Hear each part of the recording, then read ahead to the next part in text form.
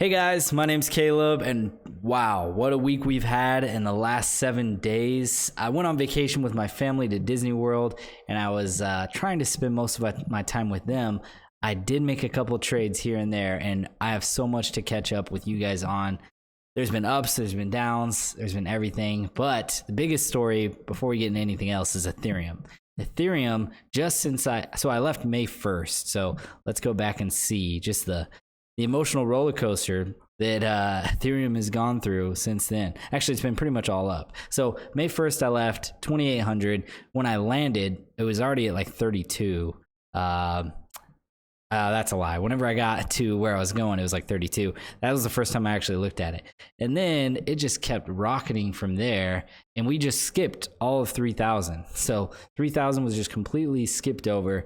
We hit $4,200 earlier today, and there has been a little bit of pullback. Let's look at the last 24 hours. We saw this really sharp pullback. If you're new to the markets, this is nothing new. In fact, this was just a drop in the bucket to compared to what can happen and probably will happen.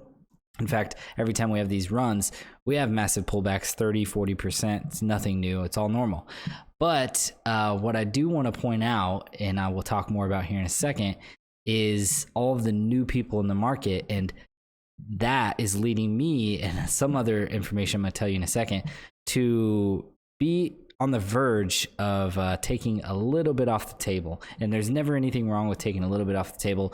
This is what I see. I've been around in the crypto markets since the 2017 bull markets, and I've been buying in Ethereum since the low 300s, this bull market. So yes, I am up quite a bit, and I am long-term holding my Ethereum. I still predict that my official prediction is between 8,000 or over 8,000 for Ethereum, could even go up to 12, maybe even a little bit more. That's my official conservative estimate on Ethereum for the end of this year. So when I say I'm considering taking a little bit off the table, I don't think that Ethereum is overvalued long term. I think it's very undervalued long term, but I do think that there's a lot of new hands, paper hands in the market, and they're over long, right? The people are going to get liquidated. Just like this drop down to, I think, 3,600 today was just a glimpse of what can happen when people are way too over leveraged in crypto markets, and there's too many people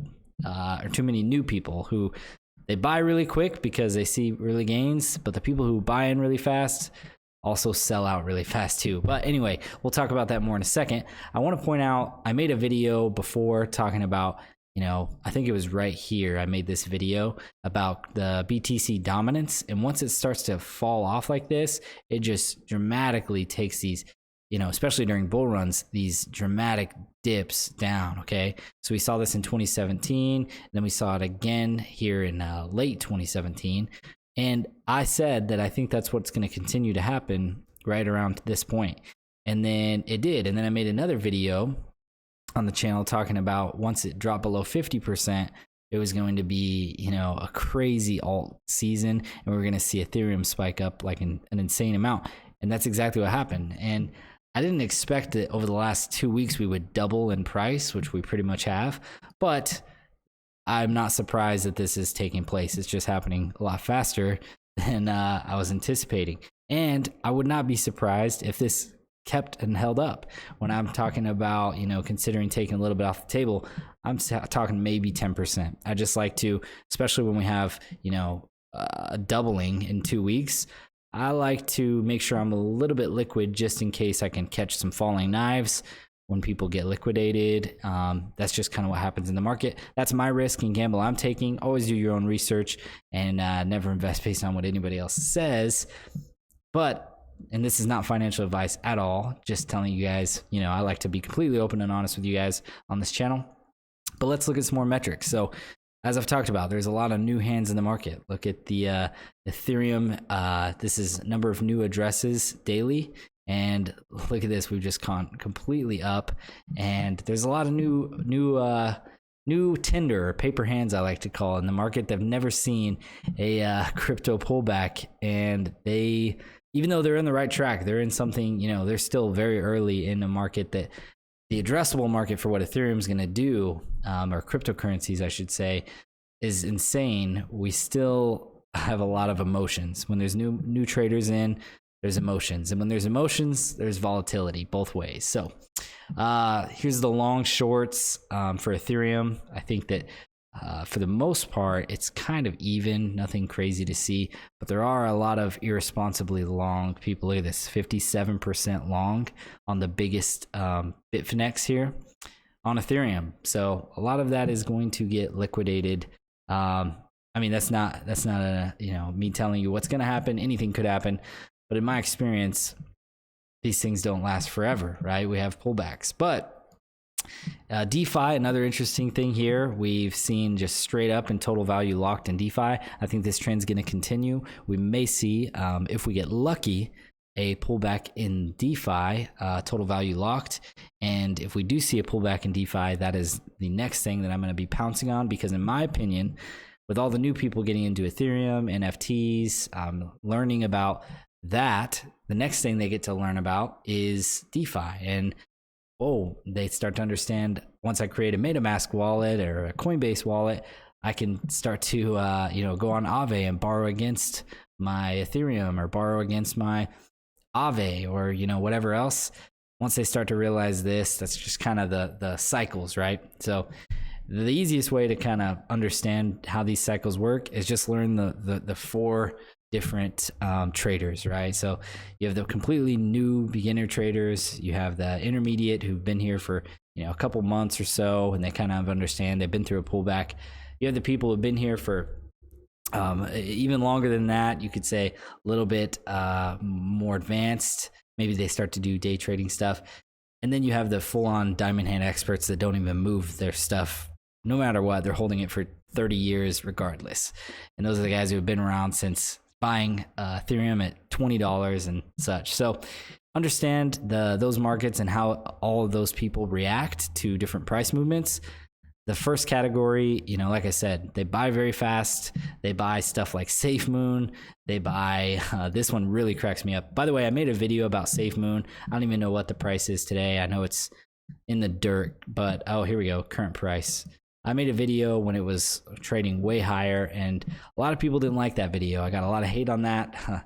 You guys probably saw it, and a lot of comments saying you're just spreading FUD. You don't understand. How dare you? And I tried to warn them, and actually the day I made that video was the complete peak of that, and then it just fell from there, and everybody stopped commenting on it. But we saw Dogecoin, and I've talked about Dogecoin before, the craziness on that.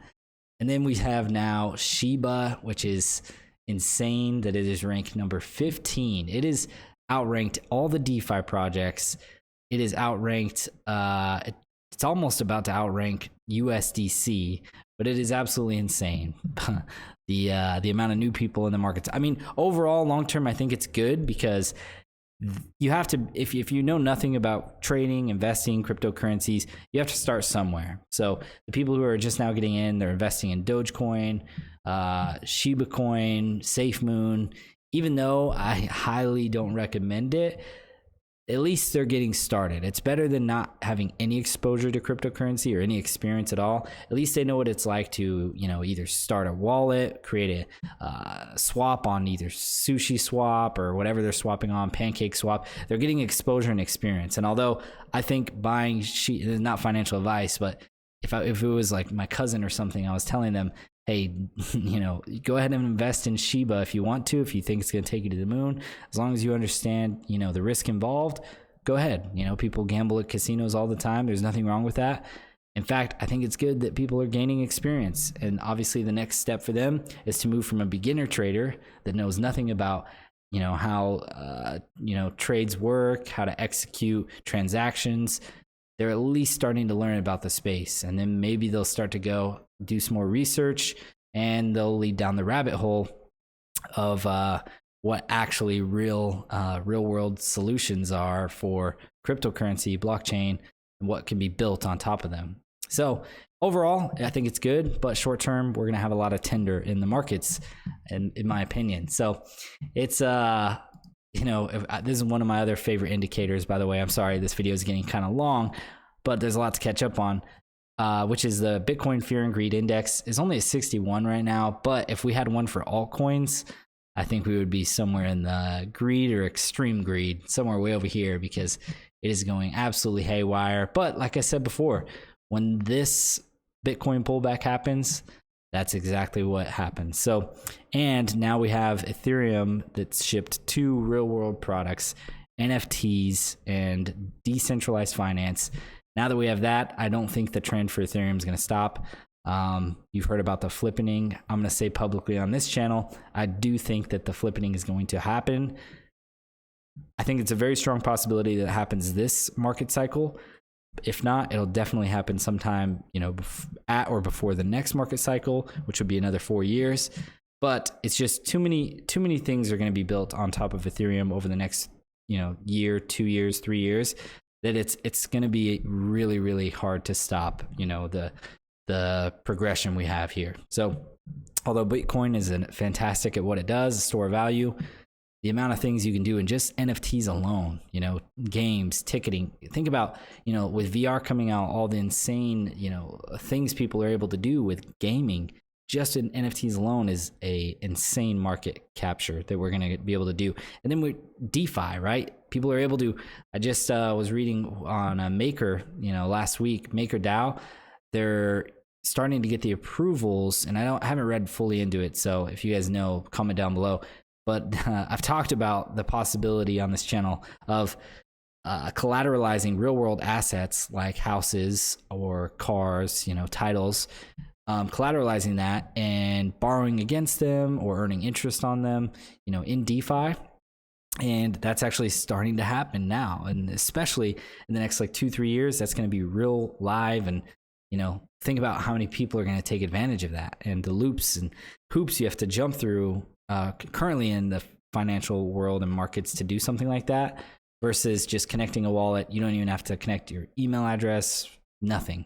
Just connecting a wallet, connecting your whatever it is, collateral, and using it, right? That's insane to me. So we're still very, very early, but there is so many new traders in it. But also wanted to talk about the stock market has been down quite a bit over the last 7 days as well. Tesla, one of the most popular ones, down 7%. Just, I think that's today alone. Yeah, 7% today. And the rest of the market is just falling like crazy. I think that has a lot to do with a lot of people seeing the potential and moving over to, cryptocurrencies as well. There's obviously a lot more that goes into the stock market, but that's my opinion. And the last thing I want to say before I wrap up the video is what I'm really excited for next, because as I talked about, with all the new traders and investors coming into crypto through Dogecoin, Shibuya, whatever else, the next thing they're going to start to turn to after this, and even Ethereum, is they're going to start to see the potential of DeFi. They're going to start linking their wallets to these applications to go long or go short or collateralize and earn interest without any third-party intermediaries in between. That I think is going to be very, very bullish for DeFi. So DeFi, so like I said, some of the top ones, like even Aave, is still at a $5 billion market cap. That's so small for the addressable market that it has to take over, which is why if we get lucky enough to see a pullback, which by the way, I can't stress this enough, in my opinion, a $426 Aave is insanely undervalued long term, or even in the next 3 months, 6 months. That's so undervalued. I'm still hoping for some falling knives. Would be extremely lucky, I want to say, or blessed I should say, to get some cheaper, even cheaper than that. It's a lot to ask for, but if that happens, you better believe I have some more collateral or capital to scoop some up. That's my plan. So Aave, there's Compound, Uniswap. They're all actually looking like some really tasty deals currently right now. And these are big pieces to DeFi that are very essential. So I think that's going to start to get discovered as people move out. You'll see Shiba. Maybe this goes up some more. I don't know. Anything's possible. Like we saw with Doge, maybe it'll be up here soon. But over the long term, these meme coins are going to do exactly what meme coins do, and they're going to fall after a while. But like I said, it's not always a bad thing. And I want to leave you off with this, because James Wang, one of the analyst over at ARK Invest tweeted this out that I thought was pretty interesting, and it's really true. I want to know your thoughts about it. Non-dividend bearing stocks have no discounted cash flow value. They're just governance tokens. And since most share owners don't participate in governance, they're just meme tokens. Common stock is just Doge, right? I mean, it's pretty hard to argue with if you think about it. And CoinDesk, this is one of my favorite things they tweeted out recently. It was kind of a longer thread, but they said, before you invest in a significant amount of money into any coin, spend hours upon hours researching the technology so you understand the value proposition and the risks. Someone will buy it from you for a higher price is not a value proposition. I talk about that so much on the channel. Research is your best friend. Even beyond just watching videos, do some research, understand things at its core, question everything before you invest, and it'll pay off in the long run. You will thank me. You will thank your research. I promise. So without any other things I wanted to get to, I think that's pretty much it. So if you guys are new to the channel, make sure you hit subscribe. And before you click off, that like button saves my life. Literally, it keeps my heart going. So hit that thumbs up button. I'd very much appreciate it. Other than that, thank you guys so much for watching. I will see you in the next video.